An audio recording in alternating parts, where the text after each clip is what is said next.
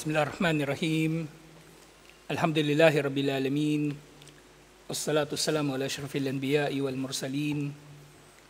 Nabiyina Muhammadin wa ala alihi wa sahbihi ajma'in.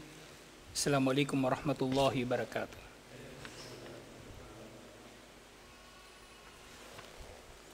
So inshallah, alamul jin wa syayatin.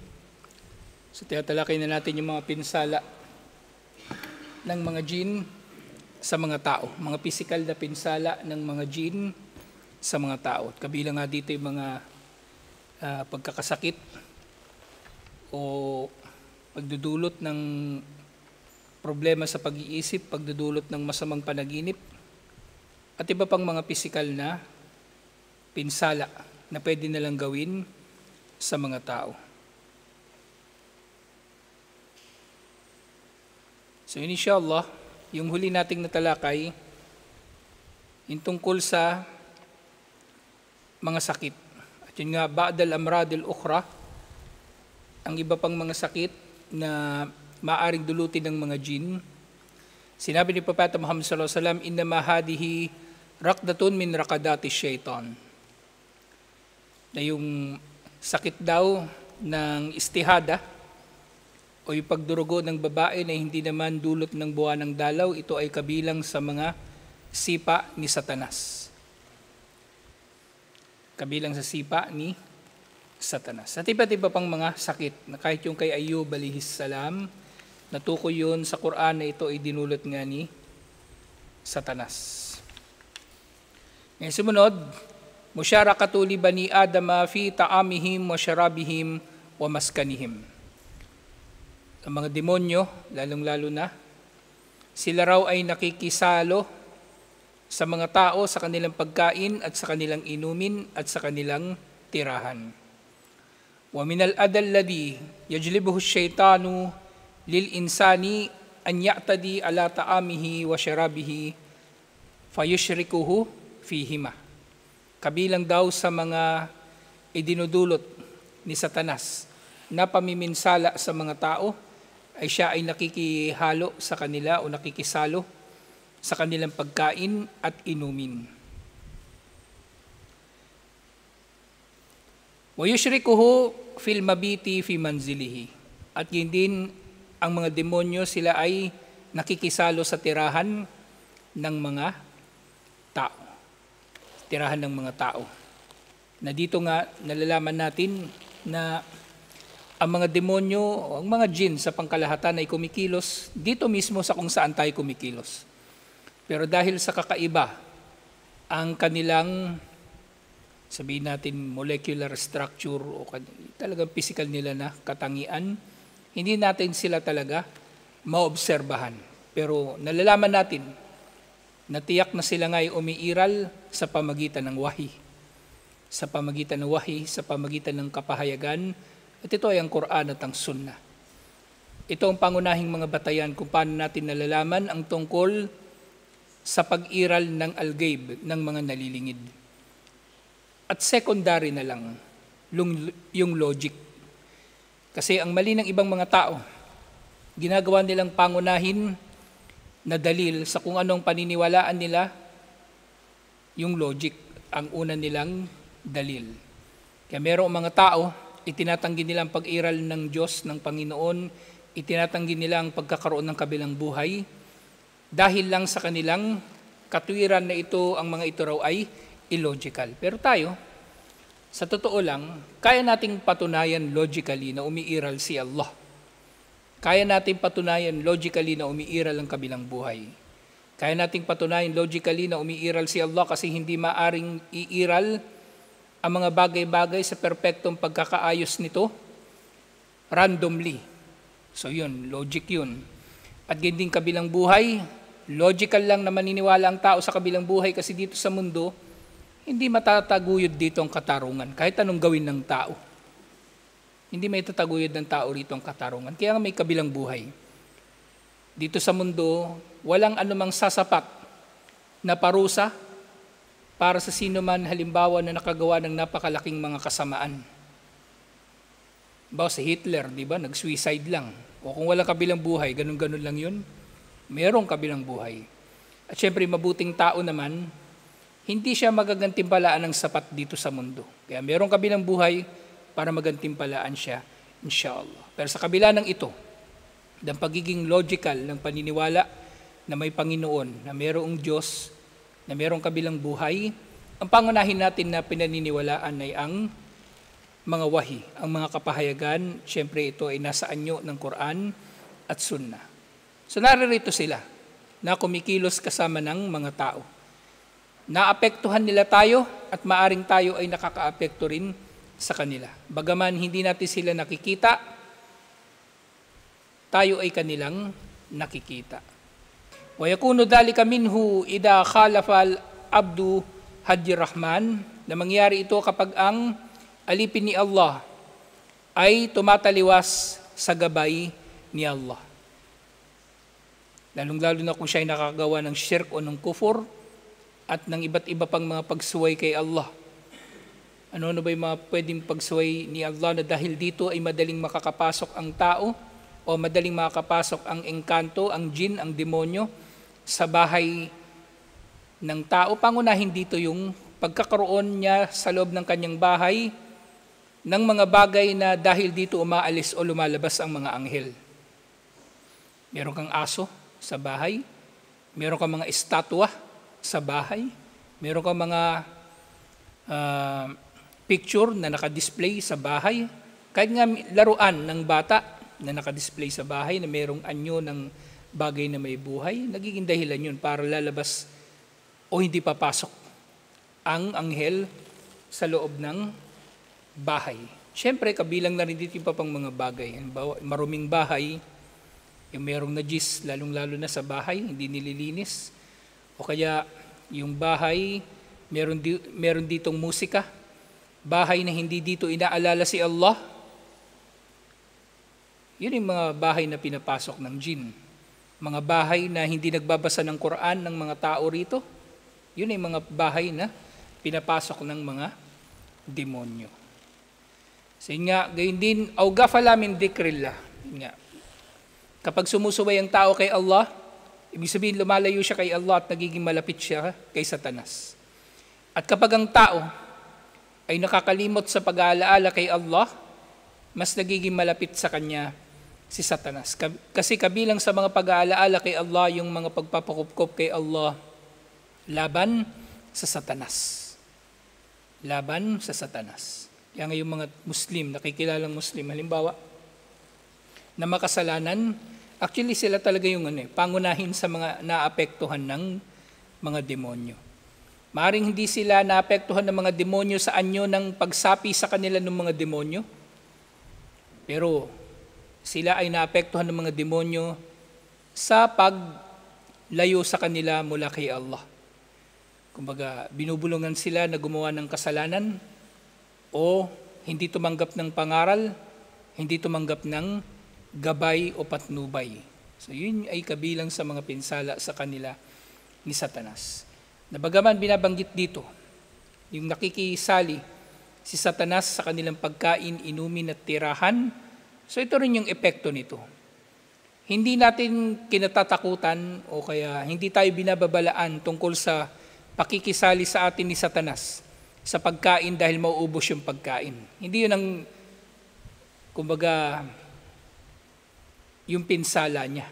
Hindi yun. Kundi yung pinsala niya, nakasama natin siya sa ating pagkain, na ibig sabihin, magkakaroon na rin siya ng kapangyarihan o kakayanan na makakapekto sa tao dahil kasama nga siya ng tao sa pagkain, inumin at kanyang tirahan. So hindi ito sa anyo ng mga, kumbaga, physical na epekto nito sa pagkain, inumin o sa bahay, na katulad ng magiging physical na epekto ng taong buhay, maaring ito ay nasa iba pang mga anyo. At nagpapakita lamang din ito, mga hadith na ganito, na malapit nga sa atin ang mga demonyo. Umiikot-ikot lang sila sa mga tao.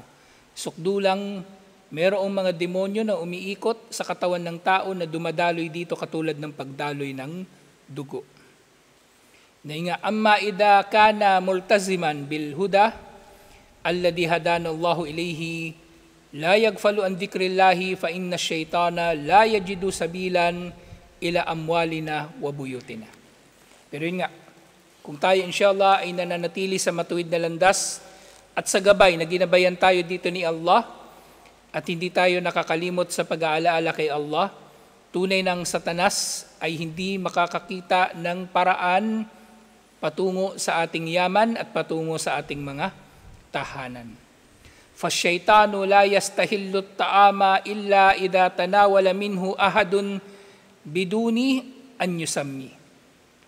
Dahil tunay na si Satanas ay hindi makakalapit sa ating pagkain, liban na lamang na ang tao ay kakain nang hindi siya bumabanggit ng pangalan ni Allah.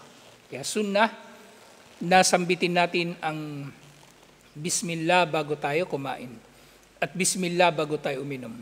Bismillah bago tayo pumasok ng palikuran. At sa lahat ng bagay, Bismillah, insyaallah. Paano kung gagawa ng masama? Nalala ko bigla. Paano nga kung gagawa ng kasalanan, di ba? Magsasabi ka pa rin ba ng Bismillah? Natalakay na natin ito nung nakaraan. Actually, hindi maganda yun kasi parang hinahamak mo si Allah nun. Gagawa ka ng masama, tapos magbibismillah ka pa. Di ba? Parang hinahamak mo na si Allah. Hindi mo siniseryoso yung Bismillah. Halimbawa, tatawagan mo yung shota mo, kinuha mo yung cellphone, Bismillah. Hindi, papasok ka sa beer house, Bismillah.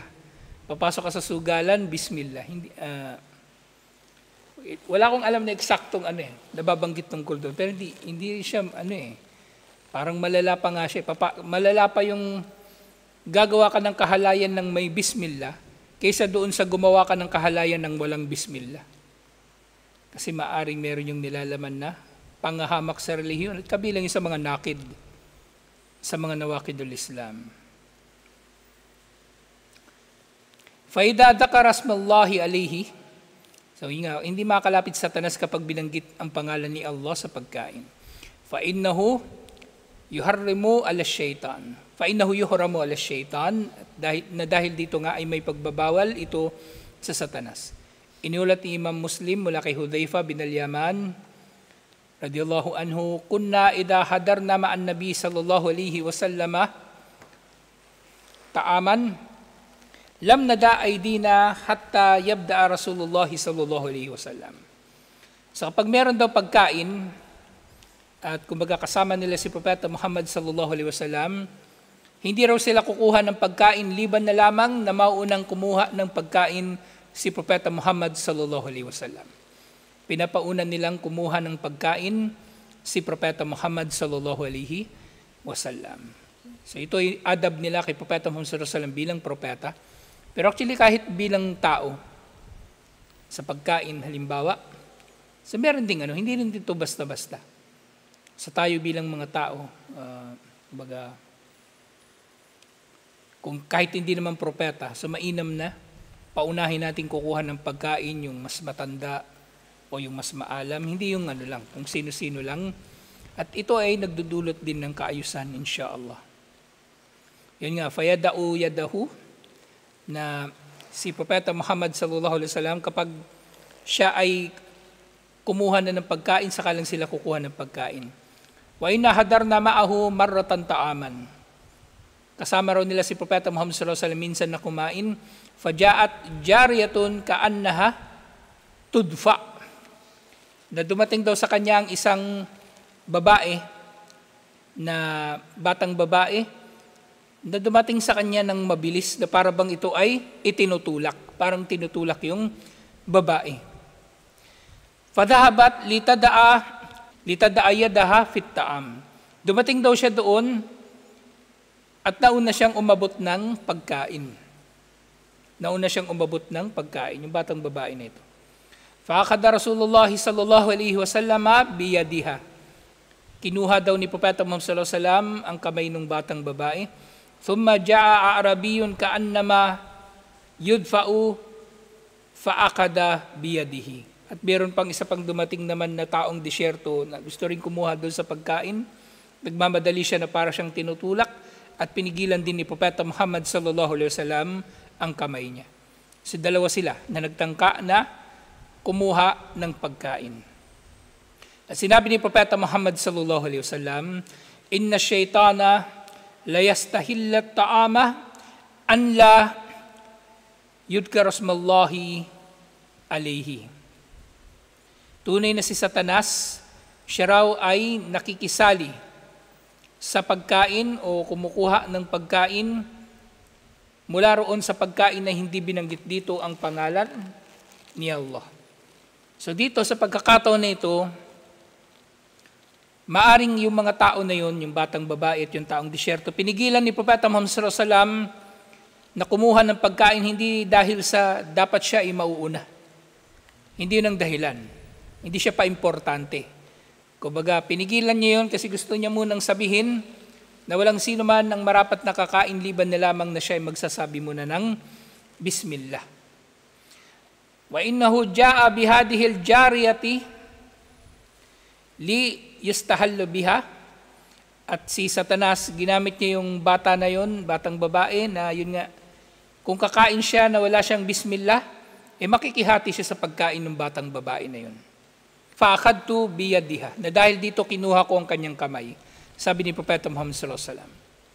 Faja'a bihadal a'rabi li yastahilla bihi, at gawin din yung taong disyerto, itinulak ni Satanas na gawin yun para kumuha yung taong disyerto ng pagkain ng walang Bismillah para makakahati si Satanas sa taong disyerto na yun. So mula rito, makukuha natin yung aral na totoo nga na si Satanas ay gumagawa ng paraan o magtutulak sa mga tao na gagawa sila ng ilang mga bagay na magiging kapaki-pakinabang sa kanya.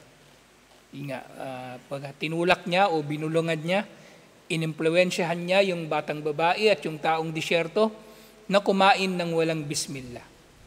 So gayon din, fa'akhadtu biyadihi, kaya dahil dito kinuha rin ni Propeta Muhammad sallallahu alaihi wasallam ang kanyang kamay, walladhi nafsi biyadi, inna yadahu fi yadi ma'ayadiha. Sinabi ni Propeta Muhammad sallallahu alaihi wasallam, isinusumpa ko sa siyang may tangan ng aking kaluluwa. Ang kanyang kamay ay nasa aking kamay at ang kamay niya ay nasa aking kamay. Kumbaga, nung pagkakataon na yon, yung dalawang kamay ni Propeta Muhammad sallallahu alaihi wasallam, hawak niya yung kamay nung parehong bata at nung taong disyerto. Sasabay sila. Tiniulat ito ni Imam Muslim. Sumunod, وَقَدْ أَمَرَنَا رَسُولُ اللَّهِ صَلَّى اللَّهُ عَلَيْهِ وَسَلَّمَ أَنْ نَحْفُظَ أَمْوَالَنَا مِنَ الشَّيْطَانِ وَذَلِكَ بِإِغْلَاقِ الْأَبْوَابِ. Inutusan daw sila ni Propeta Muhammad sallallahu alaihi wasallam na pangalagaan ng kanilang yaman sa pamagitan ng pagsasara ng mga pintuan. Inutusan sila na pangalagaan ng kanilang mga yaman laban sa Satanas sa pamagitan ng pagsasara ng mga pintuan. Lalong-lalo na sa oras na ng Maghrib. Pagdating ng oras ng Maghrib, so sunna na isara na yung mga pintuan, isara yung mga bintana, takpan yung mga pagkain, patayin yung apoy, o namang mga bagay na maaring dudulutin ni Satanas ang pinsala sa pamagitan ng mga ito. Dito nga sinabi, biglakil bab, pagsasara ng pinto, wa takmir al-aniyah, pagtatakip doon sa mga lagayan ng pagkain, wa dhikru ismillah, at pagsasambit sa pangalan ni Allah. Sa lahat ng ito, magsasara ka ng pinto, Bismillah. Tatakpan mo yung pagkain, Bismillah. Magsasara ka ng bintana, Bismillah. Magpapatay ka ng gasera, Bismillah. Lahat, inshallah. Fa inna dhalika harzun laha minas syaitan. Dahil ang mga ito, inshallah, kapag ginawa niya ito, ang mga ito ay pangangalaga sa kanya ni Allah laban sa Satanas. O sa pamagitan mga ito ay pangangalagaan siya ni Allah laban kay syaitan. Iniulat Imam Muslim mula kay Jabir bin Abdullah radhiyallahu anhuma, sinabi ni Propeta Muhammad sallallahu alaihi wasallam, aglikul abwaba, isara ninyo ang mga pinto, wadhkuru ismallahi, banggitin ninyo ang pangalan ni Allah, fa inna syaitana la yaftahu baban muglakan. Dahil si Satanas, hindi niya mabubuksan ng pinto na nakasara. na isinara na sinasambit dito ang Bismillah. Yan ang ibig sabihin dito. Wa auku korbakum. Sinabi ni Propeta Muhammad sallallahu alaihi wasallam, yung mga kurba ay isara din. Kurba yung lagayan ng pagkain, o lagayan ng tubig pala. Lagayan ng tubig. Wadhkuru smallah. At kapag ginawa niyo ito, banggitin din ninyo ang pangalan ni Allah. Wahammiru aniyakum wadhkuru smallah. At takpan ninyo ang inyong mga pagkain at sambitin ninyo ang Bismillah habang ginagawa ninyo ito. Walau an tu'ridu alayha shay'an. Takpan daw ninyo ito kahit sa anumang bagay na may pantatakip ninyo. So not necessarily kung ano yung takip niya. Kasi kung yung lagayan walang takip, so takpan nyo ito ng kahit na plato, o kahit nga hindi kompletong pagkakatakip Importante sinikap ninyo na ito ay matakpan. Halimbawa wala talagang pantakip, so kahit lang. Walaw antu'radu alayha shay'an, kahit na pantatakip ninyo, wa atfihu masabihakum. At patayin ninyo ang inyong mga gasera. Patayin ninyo ang inyong mga gasera. Na may kinalaman yun dun sa yung huli nating natalakay, di ba? Na pwedeng uutusan ni Satanas yung mga maliliit na hayop, halimbawa yung daga o butiki, na itutumba nila yung kandila, gasera, at iba pa na magdudulot ito ng sunog doon sa bahay ng mga tao, waliyadu billah. So lahat ng ito ay sunnah na gagawin. So din, وَيَشْرَبُ الشَّيْطَانُ مَعَ الْإِنسَانِ إِذَا شَرِبَ وَاقِفًا. So ang Satanas daw ay nakikiinom sa tao kapag ito ay umiinom ng nakatayo. Pero syempre ito ay pananaw ng ilang mga scholar. Kasi meron ding ibang mga scholar ang pananaw nila ay hindi haram ang uminom ng tubig ng nakatayo. Okay, so merong mga ganitong ulat. At iniulat ito ni Al-Bazar at Imam Ahmad. Kumbaga mga ito, hindi ito mga primary na mga hadith, yung mga iniulat ni Imam Al-Bukhari, Imam Muslim, sina Imam An-Nasai, at yung iba pang mga tagapag-ulat, sina Imam At-Tirmidhi, at iba pa. So nakikiinom daw ang Satanas sa tao na uminom ng nakatayo. At iniulat ni Abu Huraira mula sa koleksyon ng kanilang mga hadith, yung sina Imam Ahmad, sila Al-Bazar, at iba pa. Sasabi, anna Nabiya sallallahu alaihi wasallam ra'a rajulan yashrabu qa'iman. Nakita daw si Propeta Muhammad sallallahu alaihi wasallam ng tao o lalaki na umiinom ng nakatayo. At sinabi sa kanya, sabi ni Propeta Muhammad sallallahu alaihi wasallam sa kanya, kumbaga, yung expression nito parang pagkagulat o pagkabigla. Parang ba't mo ginagawa yan? At sabi daw nung lalaki, 5, bakit? Sabi ni Propeta Muhammad sallallahu alaihi wasallam, wala bang problema sa iyo kung makikiinom sa iyo yung pusa? Sabi ng lalaki, ayaw niya yung kung iniinom niya, ayaw niya yung painuman sa pusa. Sa kanya lang yun, hindi niya yun. Ang tinutukoy dito, sabay silang iinom.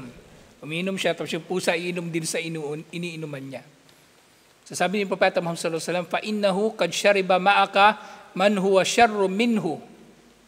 Tunay na sa ginagawa mo, ang pag-inom mo ng nakatayo, ay umiinom kasama mo ang mas masama pa rito. Mas masama pa sa pusa. Ang syaitan, ang demonyo. Mas masama pa sa pusa, ang syaitan o ang demonyo. Pero syempre, ang hadith na ito, hindi dalil na masama ang pusa. Okay? So makatarungan tayo sa pusa. Meron sumasamba sa pusa rito. Pero tayo, hindi rin naman natin ginagawa, o kaya, kumbaga, hindi rin naman tayo gagamit ng dalil para lang sabihin na masama mag-alaga ng pusa. Ang tinutukoy dito, wahuwa syarrum minhu, mas masama, nakikiinom sa iyo sa ginagawa mo ang mas masama pa sa pusa. Pero hindi nga ito ibig sabihin na masama ang pusa per se. Hindi. Ang tinutukoy dito, mas masahol pa sa pusa. At panghuli, wakayto tradusyayatin minal manzili la tansa an tadhkura ismallah inda dukhulil manzil. So maaari rin daw na mapapaalis ang demonyo sa bahay sa pamagitan ng pagsasabi ng Bismillah sa pagpasok at paglabas ng bahay. So paghakbang mo papasok, kanang paa, Bismillah. Paglabas mo ng bahay, kaliwang paa, Bismillah. Parang sa masjid din. Waqad arsyadana Rasulullah sallallahu alaihi wasallam lidhalik. Tinuro na sa atin ito ni Propeta Muhammad sallallahu alaihi wasallam. Sino ba ito? Iniwalat ito ni Imam Muslim. Idha dakhala ar-rajulu baytahu fadhakara Allah inda dukhulihi wa inda ta'amihi qala asy-syaitanu la mabita lakum wala asya. Kapag ang tao daw ay pumasok sa kanyang bahay at inalala niya si Allah sa pagpasok niya sa bahay at inalala niya si Allah sa kanyang pagkain, sinasabi ni Satanas, wala na tayong matutulugan at wala tayong makakain. Wala ro silang matutulugan at wala silang makakain. At asya, yung tinutukoy dito, hapunan, pero maaring ito ay applicable sa lahat ng pagkain sa anumang oras. Wa in dakhala falam yadhkurillaha inda dukhulihi, pero kung siya naman ipapasok sa bahay na hindi niya sinasambit ang pangalan ni Allah, sasabihin ni Satanas, qala syaitanu adraktumul mabit. Meron na kayong matutulugan, wa illam yadhkurullaha inda ta'amihi. At kung hindi naman niya sasambitin ang pangalan ni Allah sa kanyang pagkain, adraktum, sasabihin ni Satanas, adraktumul mabita wal asya. Meron na kayong matutulugan at meron na kayong makakain. So, ganito kahalaga ang palagiang pag-aalaala kay Allah subhanahu wa ta'ala, insyaAllah. So, yun pa lang ay proteksyon na ng tao laban kay Satanas, insyaAllah. Actually, mabuti ito sa lahat ng bagay. Sa lahat ng bagay. Magsusulat ka, Bismillah. Sasakay ka ng jeep, Bismillah. Bababa ka ng sakyan, Bismillah. Sa lahat ng bagay, Bismillah, Alhamdulillah, La ilaha illallah, Allahu Akbar, at iba pang mga pag-aalaala kay Allah subhanahu wa ta'ala, insyaAllah. So, tutuloy natin ito, insyaAllah. At ang sunod ng topic dito, yung pagsapi na ng demonyo sa tao. Sakto, tinatalakay natin yung nushra doon sa akida. So may kinalaman ito dito. May kinalaman sila sa isa't isa. Alhamdulillah. Ito yung isa nga sa mga pinakakilala na paraan kung paanong napipinsala ng mga demonyo ang mga tao, wal iyadu billah. So tutuloy natin ito insyaAllah. Assalamualaikum warahmatullahi wabarakatuh.